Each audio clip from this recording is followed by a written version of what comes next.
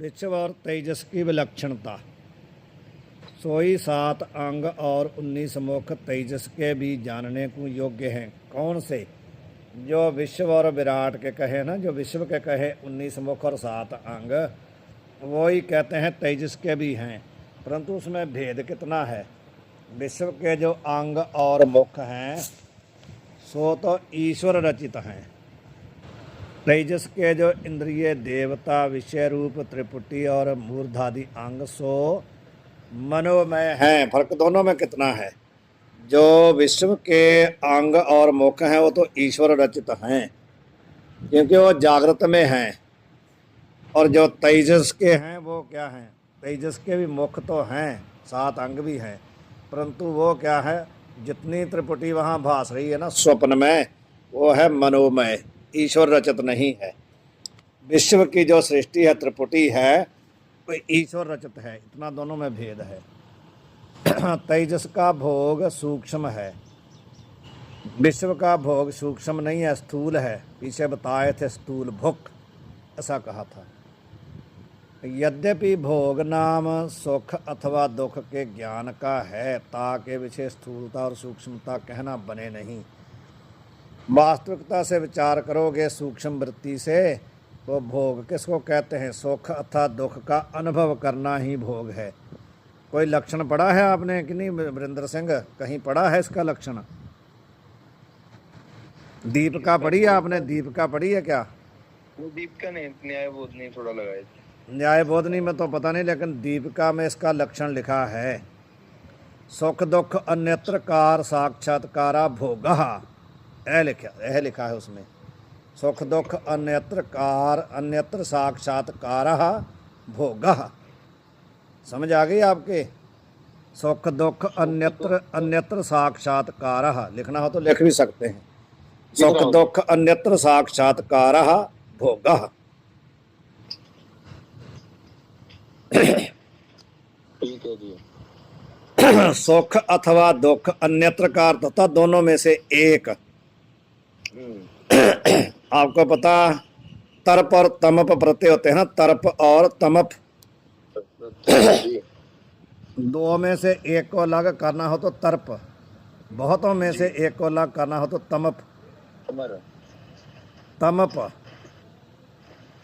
तो यहाँ पर सुख अथवा दो है, दोनों में से एक को अलग अलग करना है तो यहाँ तर्प लगा है, अन्यत्र तर्प प्रत्यय हुआ है। सुख दुख अन्यत्र साक्षात्कारः। सुख अथवा दुख का साक्षात्कार जो है उसको क्या कहते हैं? भोग। समझ आई जी? ये भोग की डेफिनेशन है, सुख दुख अन्यत्र साक्षात्कारः भोगः। ये न्याय बोधनी के ऊपर जो टीका है दीपिका, उसमें है। आज तक मेरे को याद है, उस समय याद किया था, आज से 10 साल पहले। अच्छा महाराज जी। आज तक भी याद है। लक्षण देख लो, ऐसे याद रहना चाहिए। इसको देखते ही उठ गया वो, इसको देखते ही उठ गया।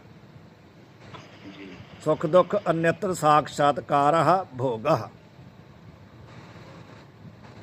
तो कहते हैं भोग में तो स्थूलता सूक्ष्म कहने बनती नहीं है, तथापि बाह्य जो शब्दादिक विषय हैं तिनके संबंध तय जो सुख अथवा दुख का साक्षात सो स्थूल कहिए हैं।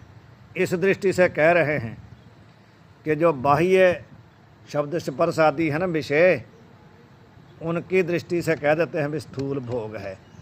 मानस जो शब्दादिक तिनके संबंध तय जो भोग होवे सो सूक्ष्म कहिए हैं। इस दृष्टि से कहा बाह्य विषय को लेकर के, अंतर विषय को लेकर के स्थूल सूक्ष्मता कही है। इसी कारण ते विश्व और स्थूल का भोगता श्रुति विषय कहया है। इसी कारण विश्व को क्या श्रुति कहती है? स्थूल भुक, ऐसा कहा है मांडूक्य में। विश्व क्या है? स्थूल भुक है, स्थूल का भोगता है। और तेजस को जो है अंतः भुक है, वो तेजस सूक्ष्म का भोगता कहया है। कहाँ है ते? तेजस के भोग जो शब्दादिक हैं सो तो मानस हैं, मनोमय हैं, यहाँ ते सूक्ष्म है। और तिनकी अपेक्षा करके विश्व के भोग बाह्य शब्दादिक हैं सो स्थूल हैं। और विश्व बहिप्रज्ञ है, तेजस अंतः प्रज्ञ है। काहे ते जो विश्व की अंतःकरण की वृत्ति रूप प्रज्ञा है सो बाहिर जावे है और तेजस की नहीं जावे है। हो गया स्पष्ट महाराज?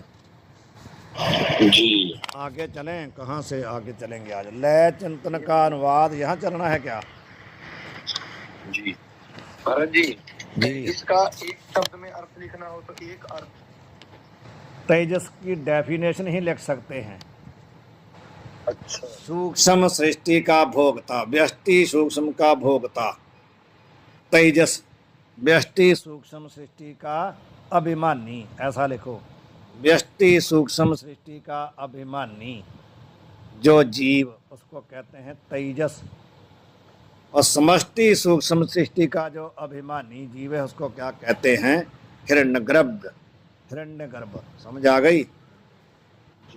तेजस के लिए बतलाना हो तो ये कह सकते हैं कि व्यष्टि सूक्ष्म सृष्टि का अभिमानी जो जीव, उसको कहते हैं तेजस।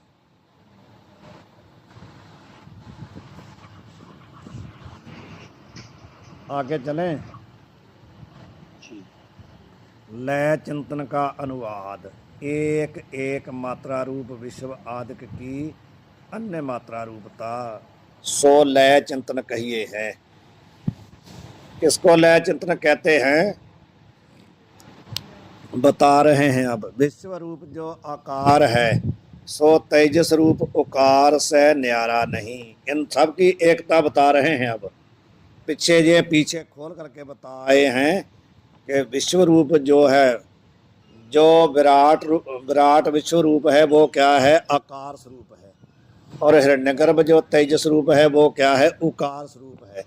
तो अब उन दोनों को इकट्ठा कर रहे हैं कि कैसे लय चिंतन करना है। जब बैठना है समाधि लगा के तो अपने आप को ब्रह्म के साथ कैसे अभेद करना है, पीछे बता के आए। पूरा प्रकरण पढ़ोगे तो फिर बैठ के चिंतन करने का आनंद आएगा।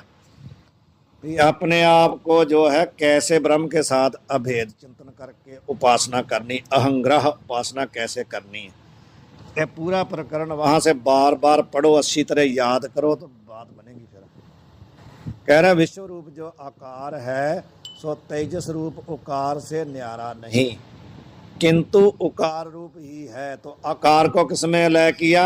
उकार में। ऐसा जो चिंतन करना सो या स्थान में लय कहिए हैं। इसको कहते हैं लय। आकार को उकार में लय करना। ऐसा ही और मात्रा विषय भी जान लेना। और उकार को किस में लय करेंगे? मकार में। तो मकार को किस में लय करेंगे? जो सब उनका तुरिया है, तुरिया में करेंगे तो तुरिया ही अपना स्वरूप है।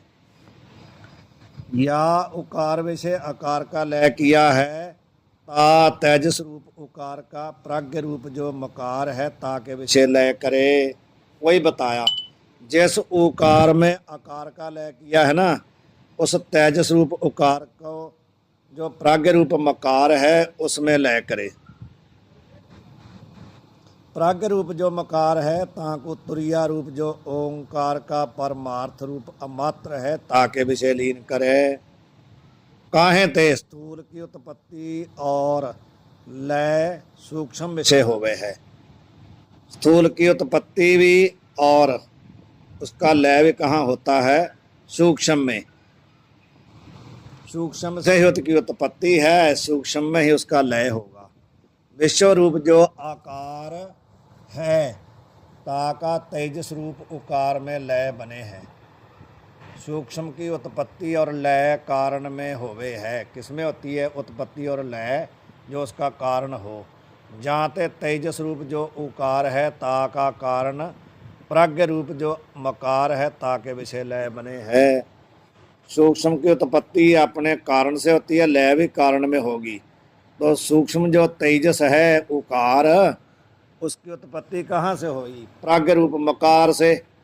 तो उसी में उसका लय हो जाएगा। जिसते उपजा नान का सोई फिर हुआ, ऐसा होगा। या स्थान विषय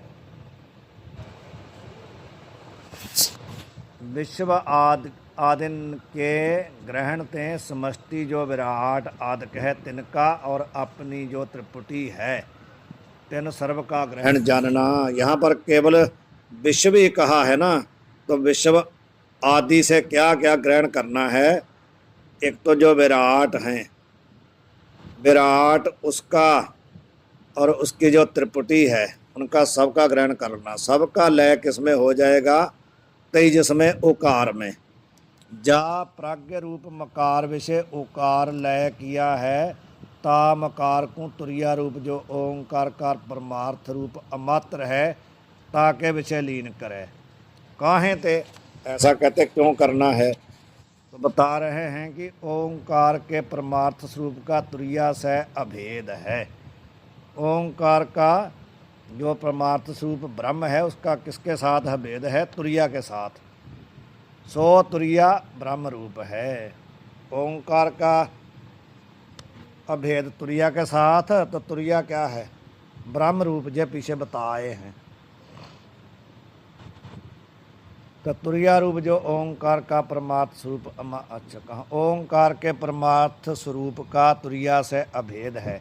सो तुरिया ब्रह्म रूप है और शुद्ध विषय ईश्वर प्राज्ञ दोनों कल्पित हैं। जो जाके विषय कल्पित होवे है सो ताका स्वरूप होवे है, जाते ईश्वर सहित प्राज्ञ रूप मकार का किसमें लय बनता है, तुरिया में। इस रीति से जो ओकार के परमार्थ स्वरूप अमात्र विषय सर्व का लय किया है, सो मैं हूँ ऐसा एकाग्र चित्त होए के चिंतन करे। शुरू में ये कहा था कि शिष्य तू अहंग्रह उपासना से चिंतन करके कहो कि यो ब्रह्म स्वरूप है वो मैं हूँ। तो ऐसा विस्तार बता करके कहा, ऐसा चिंतन करे भी जो हमने स्थूल सूक्ष्म का लय किया है ना ओंकार के परमार्थ स्वरूप में अमात्र में, और अमात्र जो है वो ब्रह्म स्वरूप हो गया। तो कहेंगे कि सो मैं हूँ ऐसा एकाग्रचित हो के चिंतन करे।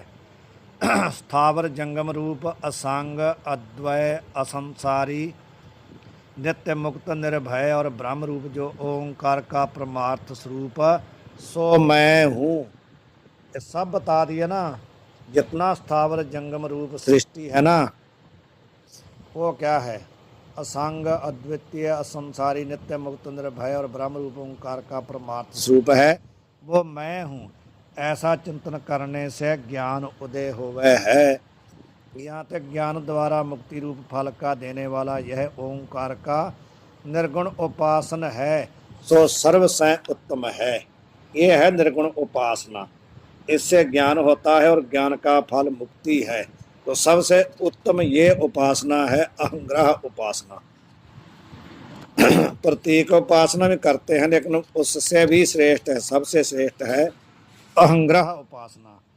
ओंकार चिंतन में परमहंस का अधिकार। ओंकार चिंतन कर कौन सकता है, बता रहे हैं योग्यता किसमें है ऐसी उपासना करने की। जो पूर्व रीति से ओंकार के स्वरूप को जाने हैं सो मुनि है, उसको क्या कहते हैं, मुनि। जो इस अर्थ को जानता है, इस स्वरूप को जानता है, ओंकार स्वरूप का जिसने ज्ञान जिसको हो गया वो है मुनि। जो नहीं जाने हैं सो मुनि नहीं। कहाँ थे, मुनि नाम मनन करने वाले का है, मनन करने वाले को ही मुनि कहते हैं। यह ओंकार का चिंतन मनन रूप है, या के ओंकार का चिंतन रूप मनन नहीं सो मुनि नहीं। मननात् इति मुनि, ऐसा है, मननात् इति मुनि। यह मांडूक्य उपनिषद की रीति से संक्षेप तय ओंकार का चिंतन कहया है।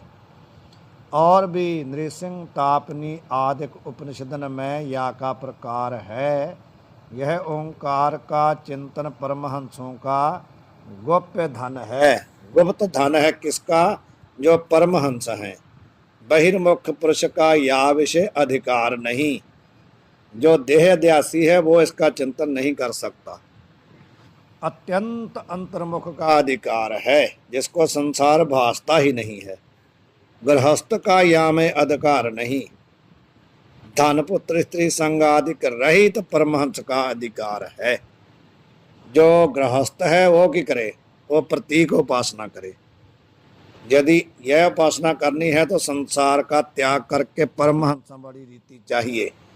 हंस की क्या विशेषता है कि हंस जब चोंच लगाता है तो उसी समय ही पानी और जल को अलग कर देता है।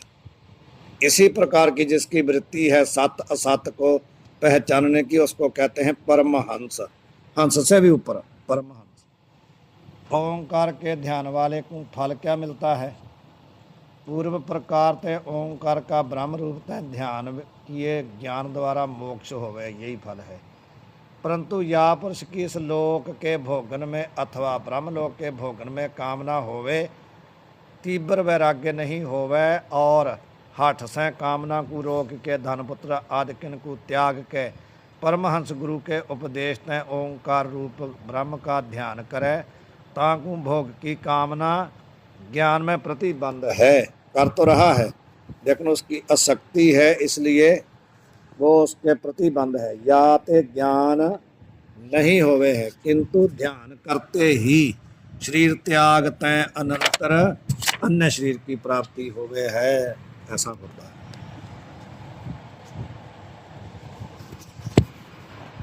जो लोग इस लोक की भोगन की कामना रोक के ध्यान में लगा होवे, तो इस लोक में अत्यंत विभूति वाले पवित्र सत्संगी कुल में जन्म होवे है। ये फल है सब।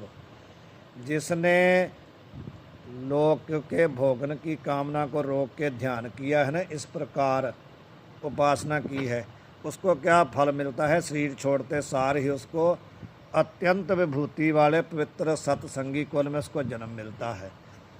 तहाँ पूर्व कामना के विषय सारे भोग प्राप्त होवे हैं। जो उसकी कामना थी वो सारे भोग उसको मिल गए। रोक के उसने ध्यान किया था ना, तो उसको इस प्रकार जन्म मिल गया जहाँ उसकी कामना सारी पूरी हो गई।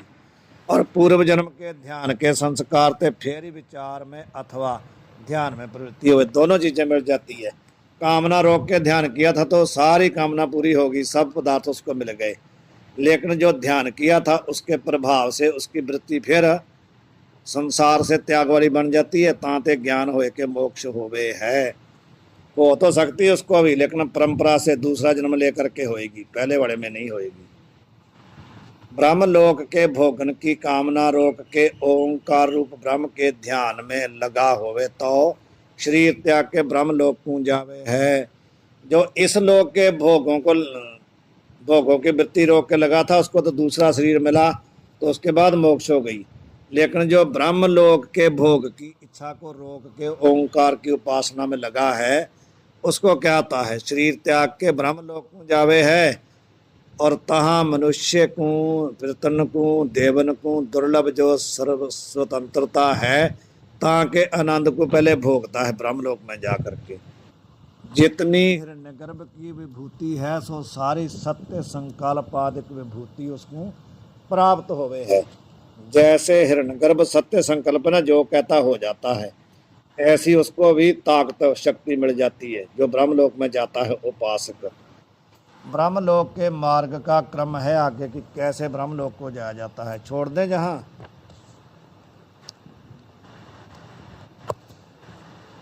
उपासना वाला प्रकरण समाप्त हो गया, आगे ब्रह्मलोक को कैसे कैसे जाता है उपासक, वो है। वाहिगुरु जी का खालसा, वाहिगुरु जी की वाहिगुरु जी का खालसा, वाहिगुरु जी की